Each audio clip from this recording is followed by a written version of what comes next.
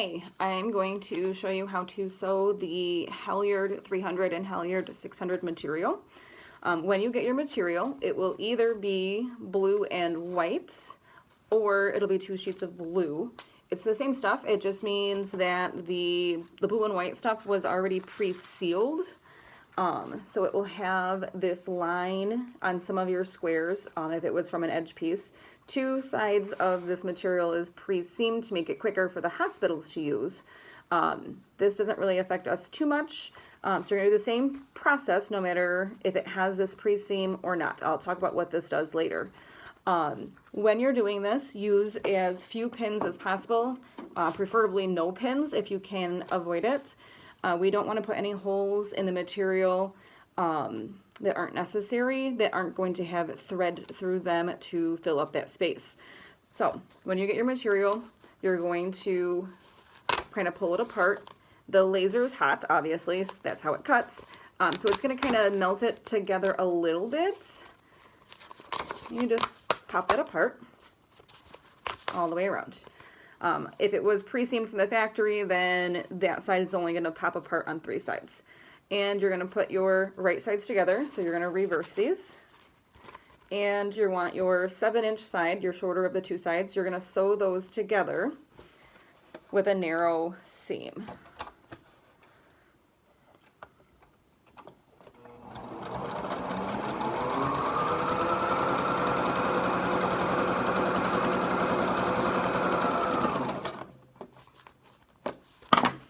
Both sides, top and bottom.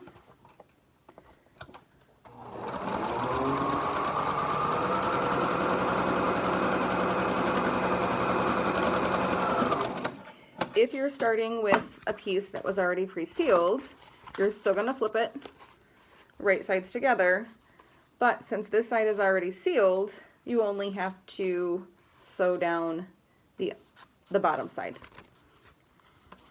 So we have our 2 rectangles sewn top and bottom. Now we're going to flip that right side out.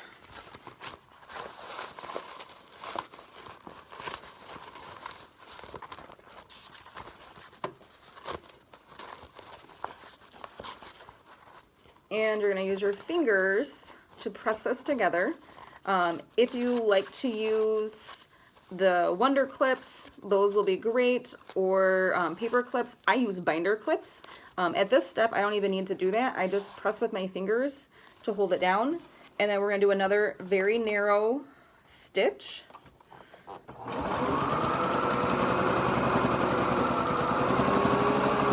Just to keep the bottom end together. Your top end, you're gonna do that same thing, but you're not gonna do a narrow stitch like this. It's gonna be wider. You can do a narrow stitch and then do a wider stitch as well. It's not necessary, but you're going to finger press that together.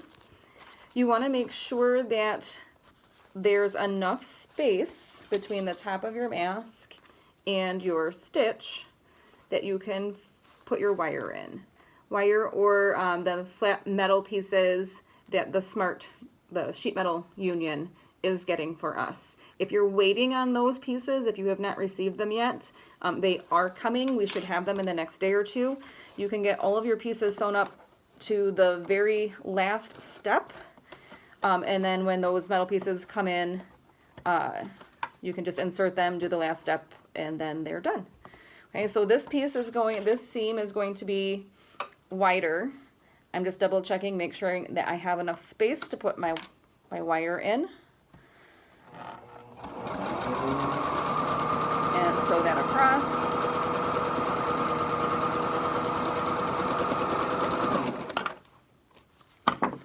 So you can see there's a much larger space here.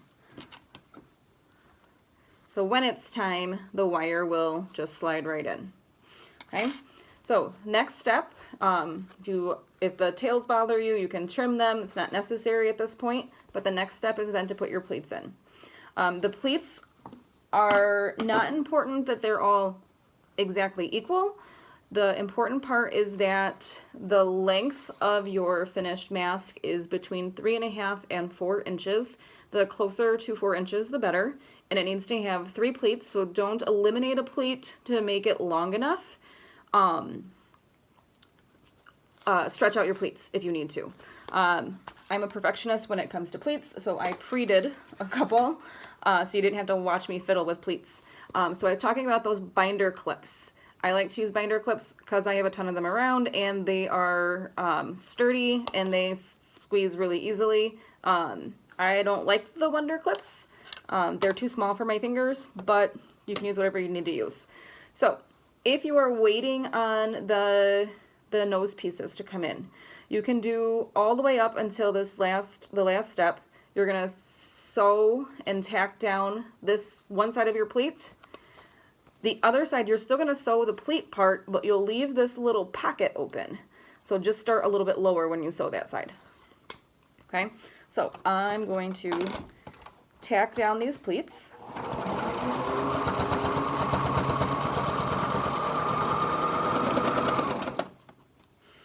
As you can see, my pleats are not perfectly even. This last one is smaller. They're not perfectly spaced, and that's fine. Okay. On the other side, as I said, I'm gonna start below this seam and still catch that pleat and then finish the rest of the way down. That way I still have an opening for my nose piece.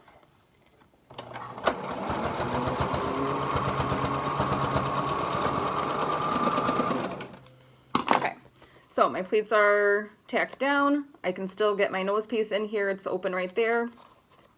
And the sides are going to be sealed up in my straps. So the straps are the next part. Take one of your straps and find the middle by simply folding it in half. Okay, it doesn't have to be perfectly in the middle, just get it close. Okay, so there's the middle, and then I'm going to take my mask. I'm going to make sure that I'm not putting my strap on the side that has my opening for the nose piece, because I need to be able to still put my nose piece in. So be careful about that. Don't rush through that process, but put your strap, the middle of your strap, in the middle of the pleats and fold it in half. Again, it doesn't have to be 100% perfect. And then I binder clip it. Okay, then you're gonna sew that through. I have one that I already have it clipped in place. Here's where you're going to switch to a zigzag stitch. And this is where we differ from what the University of Florida has on their website. They use one layer of this, so they would pull this white and blue piece apart and then put 2 strips of yarn in there to reinforce it. The doctors and nurses that we are working with have told us that it is more time efficient and cost efficient for us to just use 2 strips of this material. So that's what we're doing, because that's what they told us. So back stitch, get it started, and then back stitch just to keep your seam, your thread locked in. The material itself does not fray, so there's no concern about that. And then just fold this in half as you sew.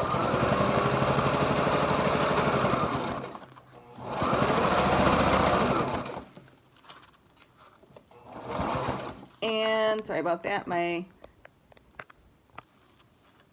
camera moved because my machine jiggles.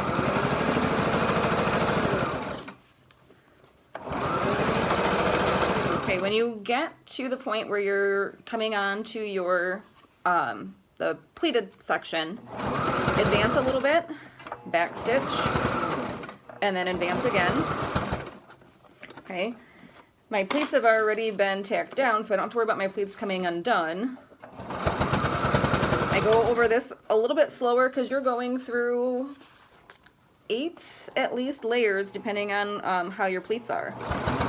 So when I get to the end of that pleated section, I backstitch again. I always backstitch on every single one of the corners of the mask to make sure that it is secure and reinforced.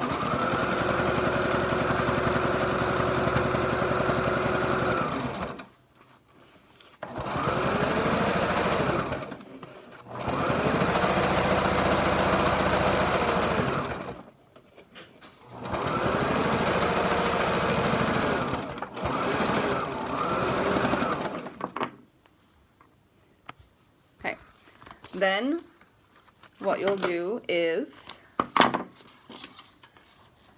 slide your metal piece in, smush it down just a little bit towards the center, grab another strap, find the middle like we did before, and then just do your tie again. And then your mask will be complete.